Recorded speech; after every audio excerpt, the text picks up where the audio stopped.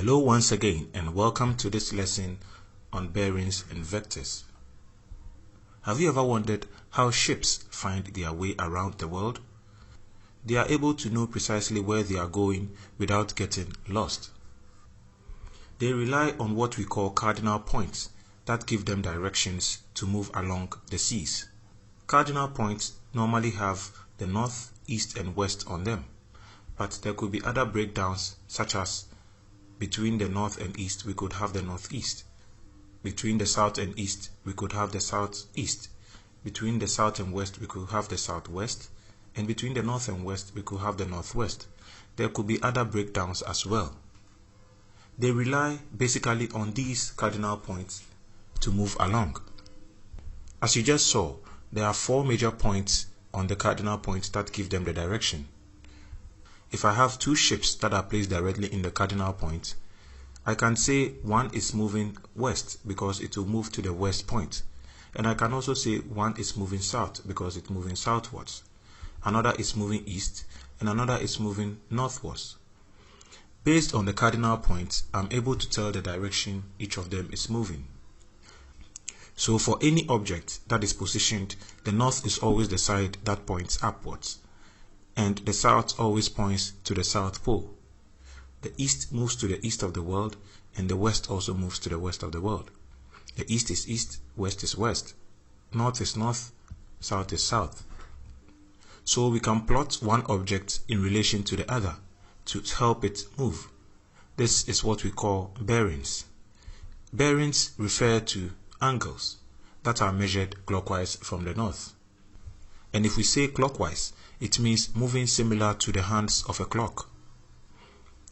Let's assume we have this cardinal point, which is north, south, east and west, and we have a point labeled A, which is positioned somewhere around it. So to find a bearing, as we said, we have to measure clockwise from the north. So we draw an arrow from the north to that point, and that gives us 30 degrees from the north. So we have been able to indicate the bearing of point A from the north. Let's take a look at these angles very carefully. If we have any point that is positioned directly on the north, we assume that angle is 0, 0, 0 degrees, which is the same as 0 degrees. If it is an angle that is positioned between the north and the east, we will have the angle being drawn from the north to the east. When we hit the east exactly, we have made an angle of 90 degrees from the north. If we have any point that is positioned between the north and the south, it will fall within an angle of 180 degrees, because any point that is positioned directly on the south is on angle 180 degrees from the north in the clockwise direction. If we have any angle between the north and the west, it means we are moving clockwise from the north to the west. When we hit the west exactly, we have made an angle of 270 degrees. Now let's see how we can work with some actual points. We mentioned earlier that the angle between the north and the east is 90 degrees. Now let's assume we have a point that is positioned 30 degrees from the north. That means we will place it within that first quadrant, and we will measure 30 degrees from the north. So what if we have an angle that is placed between the north and the south? For example, we have a point A that is positioned 130 degrees away from the north.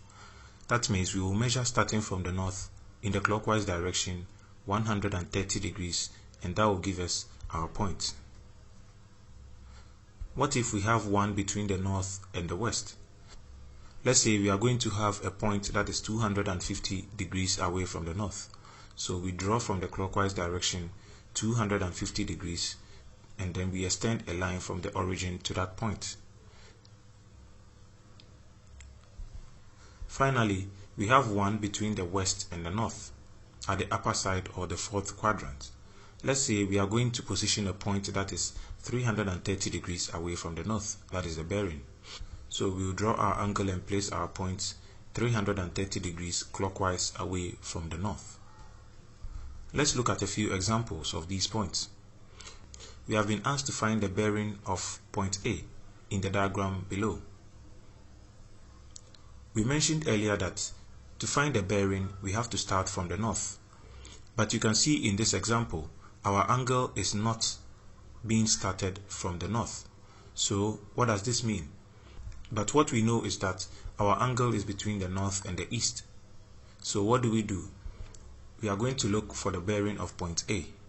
Now we are going to start from the north and find the angle that is created to hit that line which subtends from the origin to the point A.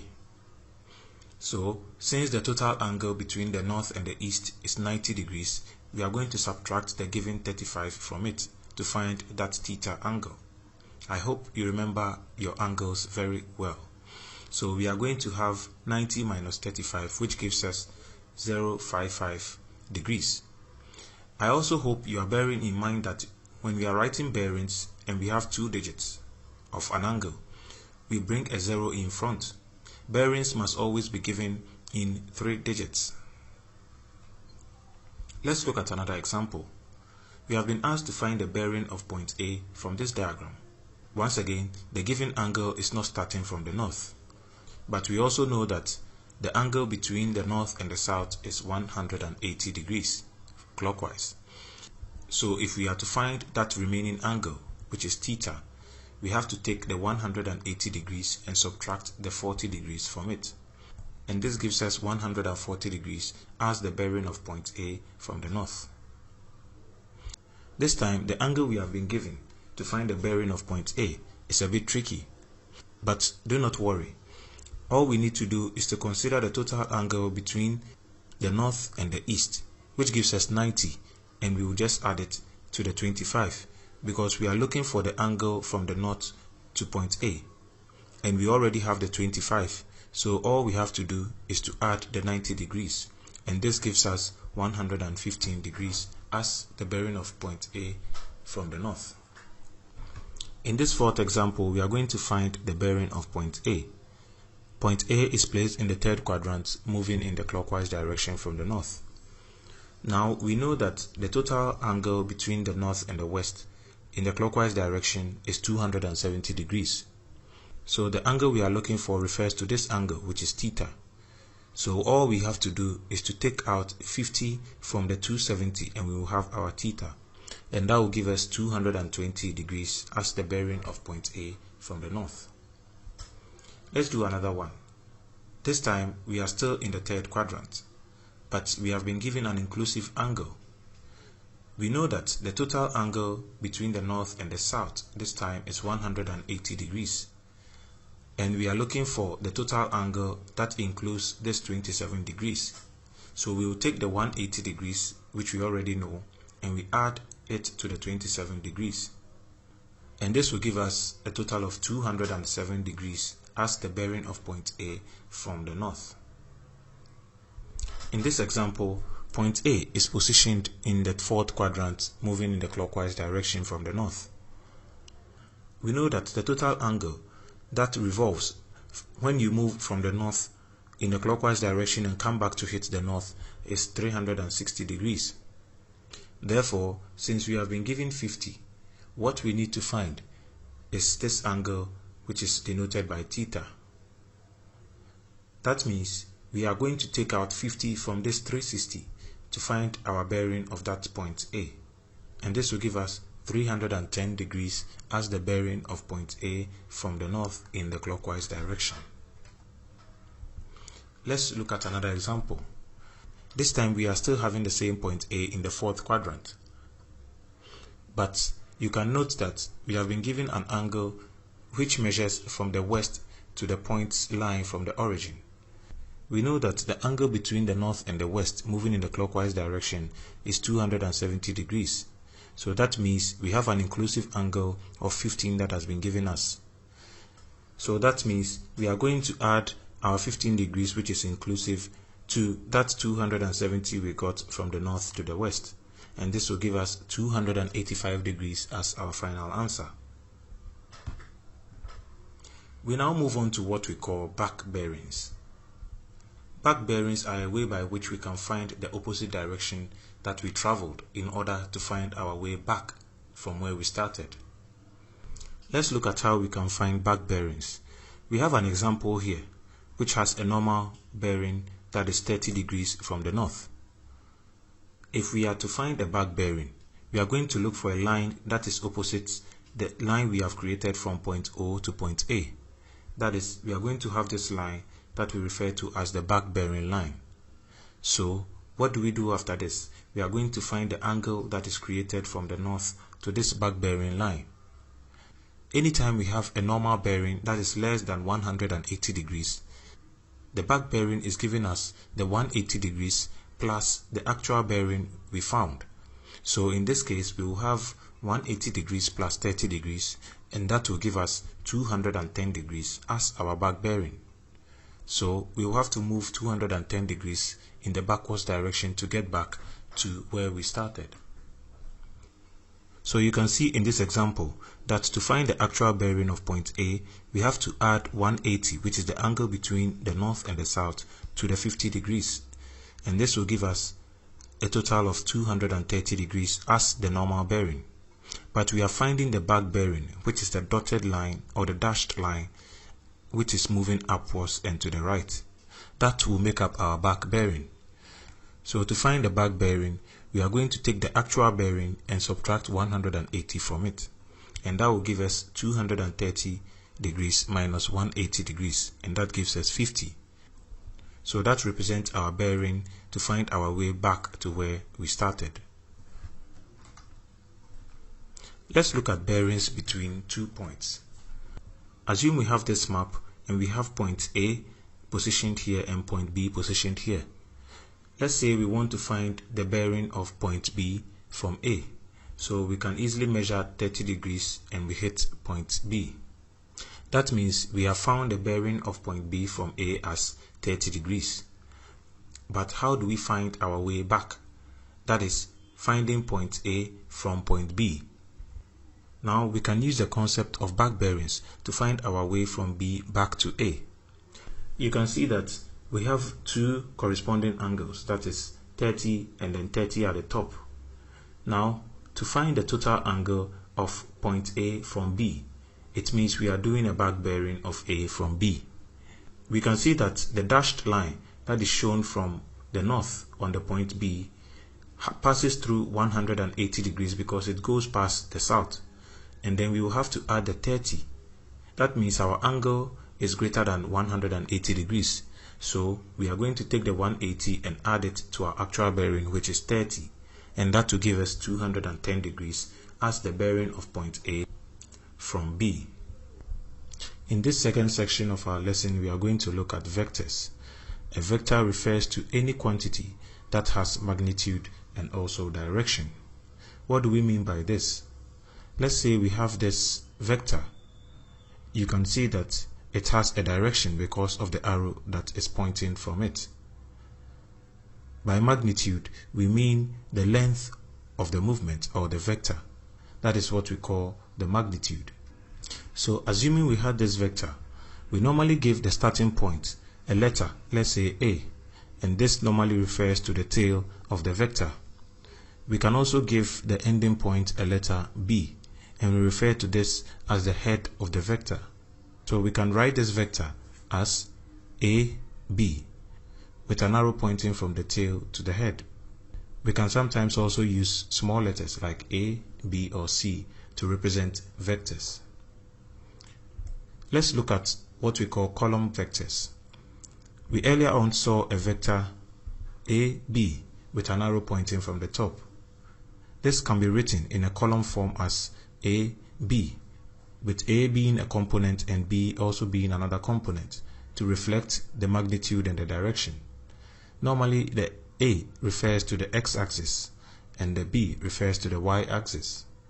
Examples include, let's say, vector AB being equal to 2, 1 and vector BC being equal to 2, 5. You can see that we have used x-axis values and y-axis values as the components of this column vector. Let's say we have been given a point and we've been asked to plot this point because it has an x-axis value and a y-axis value. So we have our graph sheet and we have y markings on the y-axis and we have x markings on the x-axis. So assuming we were given a vector 2, 1, we are going to take the x-axis to be 2 and the y-axis to be 1. So when we plot this, the x will be 2 and the y will be 1. So we can draw a line from the origin to give us our vector b. So we can say the beginning point, which is the tail, is a and the end point is b. So this is the vector we have drawn using a graph sheet. Let's look at another one. Let's say we've been asked to plot a point, say 2, 5, for the line or vector PQ. You can see that the x-axis is 2 and the y-axis is 5. So let's plot this. We have 2 for the x and 5 for the y. So we draw a line from the origin to hit that point, and we can call the tail P and the head Q. So this reflects our plotted point or vector. Sometimes we can decide to plot vectors in the form of coordinates. So for a vector AB, for example, we can have x kilometers, where x is any whole number or even decimal number, and then we can have the bearing, which is 60 degrees in this case. So the distance is given in the first part of the component and the bearing is the second one. So we can have a vector, let's say AB, having a distance or magnitude of 5 kilometers and a bearing or direction of 60 degrees from the north. Also, we can have another one which is 20 kilometers and 135 degrees from the north. Let's try and plot this using our cardinal point as we saw in the section on bearings. We have a vector which measures 5 kilometers and 60 degrees bearing. So as we saw earlier, the bearing must always start from the north. So we are going to take 60 degrees from the north and we draw a straight line to hit that angle till we reach the point B. So we have the tail being A and the head being B. So we have used the coordinate approach to plot a given vector. Let's do another one for the second example we saw. This time we are plotting 135 degrees as the bearing, but the distance will be 20 kilometers from the origin. So we are going to have 135 degrees being measured from the north, and we go past the east mark, and then we will have a line being drawn from the origin 20 kilometers downwards. So we will have our tail being B and our head being C as the points. We are now going to look at what we call zero vectors. Zero vectors refer to vectors that have zero components in their notation. For example, if I have the vector O, I may have its component as 0 and 0. You can see the x-axis is 0 and the y-axis is also 0. This means there is no movement, we are just at a fixed point. You may also decide to interpret this as there is no magnitude and also there is no direction for the given vector. Let's look at what we call inverse vectors. An inverse vector refers to a change in the direction of a vector. So for example, if I have this vector AB with the arrow pointing from the tail, which is A, to the head, which is B, I may decide to change the direction such that the tail will become the B and the head will become the A. So I can write this vector as AB with the arrow starting from the A and ending on the B. And in the inverse, the arrow is moving from the B to the A rather. But to note something very carefully, the magnitude or the size or the distance has not changed. It is only the direction. So in inverse vectors, we are not changing the magnitude, but rather the direction of the vector. In terms of column vectors, we can also transform them to reflect the inverse of the vector. For example, if I have this vector AB, which has the components A and B written in column form, the inverse becomes BA, where I am going to take the negative of AB. So that means I'm going to make the components of the column vector negative as well. Now let's look at a few examples of inverse vectors. The first one says we should find the inverse of a vector which has the component as 2 and 5. We know that the inverse of AB will be given as BA, and that is the same as the negative of the AB. So if we have AB, we are going to take the negative of AB, and that will give us -2 and -5 as the column vectors. Let's look at another one. We are finding the inverse of the vector Mn, which is -1 and 3. If we want to find the inverse of Mn, it means we are taking Nm, which will become the negative of Mn. So we will have the -1, 3 being transformed into 1, -3, because -1 will be multiplied by a -1 again to give us +1, and 3 will be multiplied by -1 to give us -3. Let's do the last one. We are transforming the vector PQ, which has the component -4 and -3. So we are going to change PQ to QP, which is the same as -PQ. So we will take -4 and -3 and multiply them by -1s, and we will get 4 and 3. Always note, if the component of the main vector is positive, its inverse will become negative. If it is already negative, we change it to positive. We are now going to look at magnitude of vectors. A magnitude simply refers to the size of a vector. So if I say I'm looking for the magnitude of a vector AB, I am looking for the distance between A and B, or the length of A and B. Now, for any given vector which has the components x, y, we can find the magnitude by taking the square roots of the square of x plus the square of y. Let's look at an example. We have been asked to find the magnitude of this vector which has the components 3 and 4. We know that the 3 and 4 represent x values and y values respectively. So using our formula, all we are going to do is to substitute 3 and 4 into this formula. X will become 3, so we will have 3 squared, and y will become 4, so we will have 4 squared. Then we will take 3 squared plus 4 squared and find the square root of them. We will have 3 squared being 9 and 4 squared being 16. So this will add up to 25. The square root of 25 is 5 units. So the magnitude of our vector is 5 units. Now let's look at some operations involving vectors. We are going to look at addition, subtraction, and multiplication of vectors. Let's start with addition of vectors. It's very simple.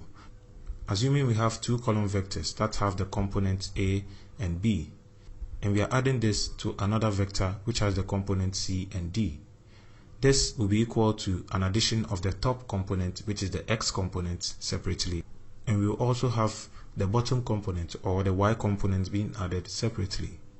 Let's look at a few examples. Let's say I have a vector A which is equal to the component 5 and 4, and I have another vector which has the components 2 and 7. I've been asked to find A plus B. That means I'm going to add these two vectors together. A plus B means I'm simply going to substitute my vectors to replace these variables. So I'm going to have 5, 4 plus 2, 7. All we have to do is to add the X component separately, that is 5 plus 2, and then the Y component separately, which is 4 plus 7. So we have 5 plus 2 and 4 plus 7 all in brackets, and this will give us 7, 11 as our answer. Let's do another one. This time we have P and Q. P is -3 and 2 as the component, and Q is 4 and 6. I'm going to consider the top part and add them, and I'll consider the bottom part, which is the Y, and I'll add them separately as well. So we will have -3 plus 4 at the top, and we'll have 2 plus 6 at the bottom. The top part can be written as 4 minus 3, which will give me 1, and then the bottom one will give me 2 plus 5, which is 8. So I'll have 1, 8 as my resultant component. Let's do one involving subtractions. I've been asked to subtract the vector B from A. So A here is 6, 5 and B is 9, 1.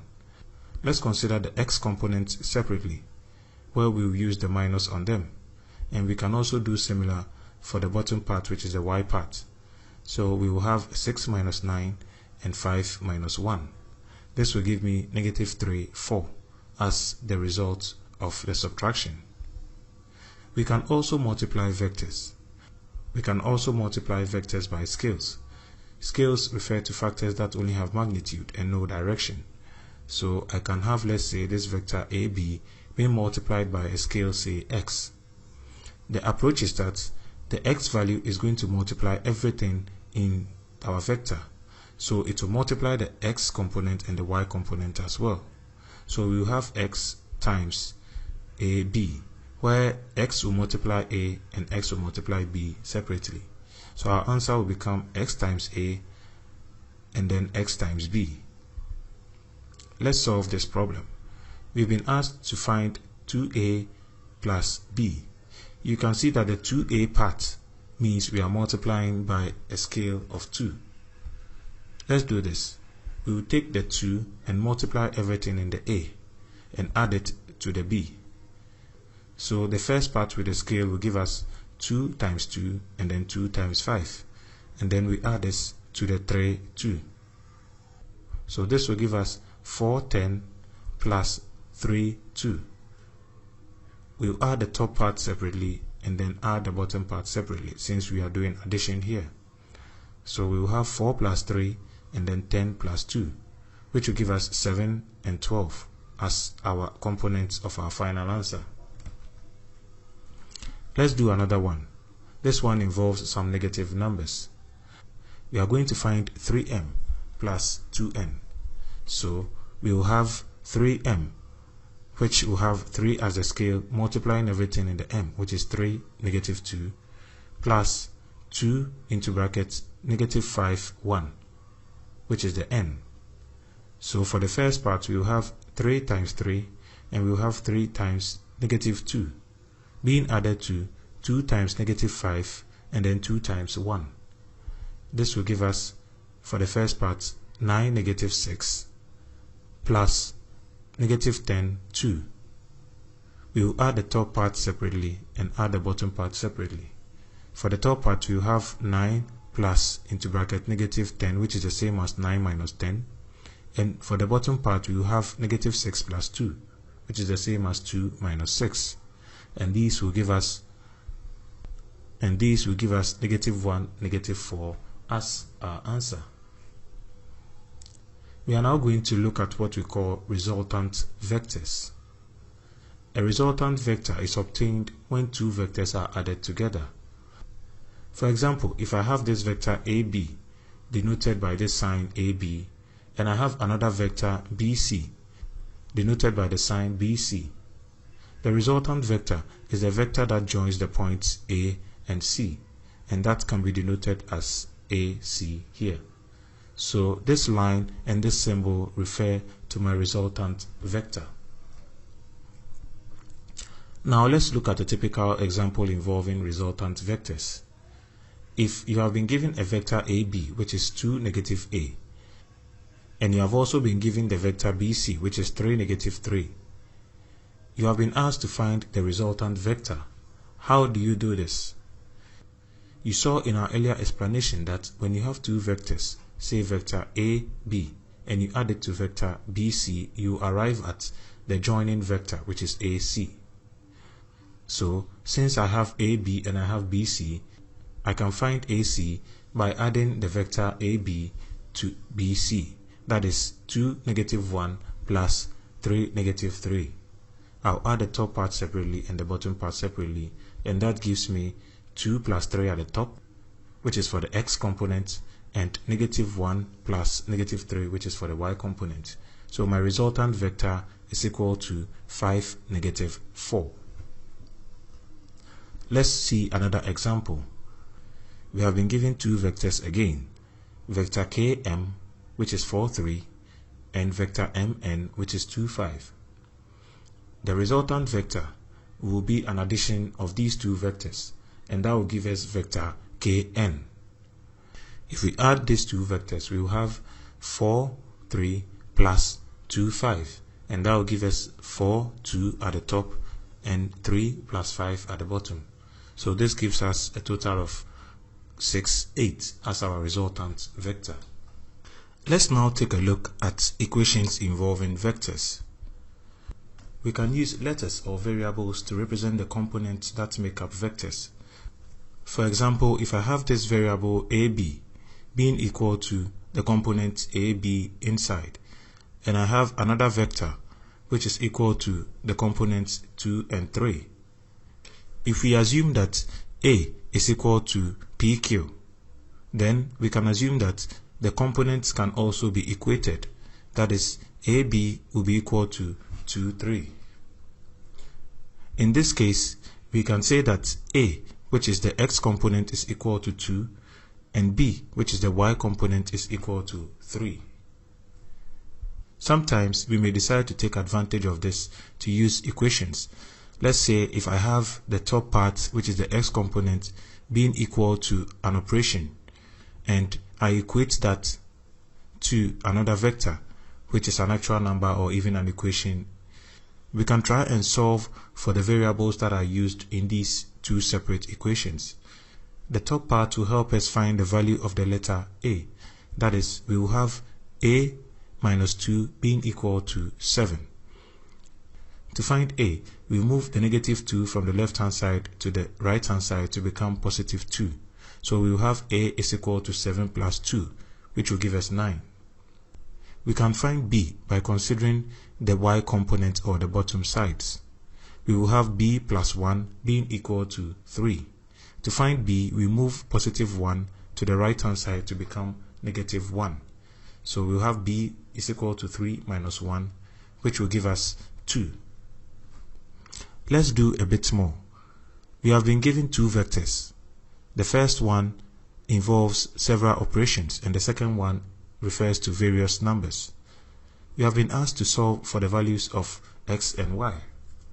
To find X, all we need to do is to consider the top part, which will give us 2x minus 5 is equal to 3. We first of all move the negative 5 to the right hand side to become plus 5, and that will give us 2x is equal to 3 plus 5, which will give us 2x is equal to 8. We want x and not 2x, so we divide both sides by the coefficient of x, which is 2. On the left hand side, 2 will cancel 2. On the right hand side, 2 will go into itself once and will go into 8 4 times. So the value of x is 4. We can also do a similar thing to find y, but this time we are considering the bottom part, which is the y component. We are going to have 3y plus 3 is equal to 12. We will then have 3 being equal to 12 minus 3. That will give us 3y is equal to 9. To find y, we divide both sides by the coefficient of y, which is 3. 3 will go into 3 on the left hand side to cancel each other out. And for the right hand side, 3 will go into itself once and will go into 9 3 times. So we will have y being equal to 3. We are now going to shift to one last aspect of vectors in this lesson.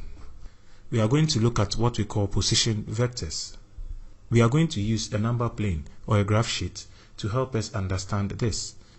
Let's assume we have a point which is labeled A, and it has the coordinates 2 and 4 for the x and y values respectively.